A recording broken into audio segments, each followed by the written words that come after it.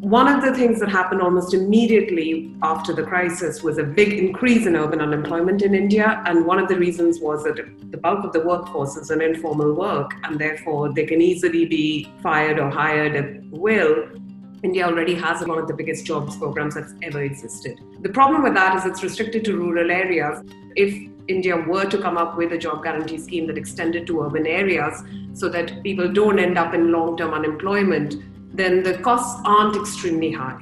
Even in a very generous wage, you would end up with just under a pledge of 3% of GDP, which isn't a really big sum if you're trying to avoid people getting into the really scarring effects of long-term unemployment.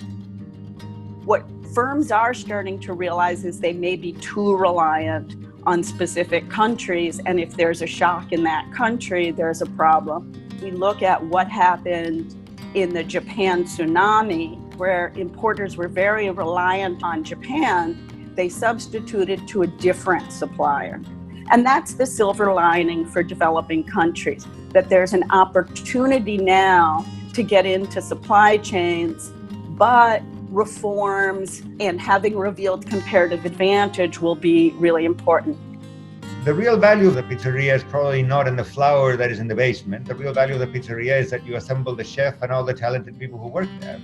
And if you fire them and they go off and you never see them again, when the economy picks up speed a year from now, the pizzeria will not be as productive. I feel very strongly that the international financial institutions are coming up short when it comes to making the necessary financing available to EMs and developing countries.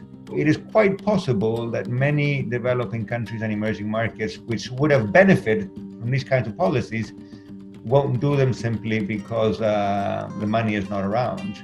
I heard a Latin American finance minister say the other day, in Europe, they do whatever it takes. In Latin America, we do whatever we can afford. And that typically is not good enough.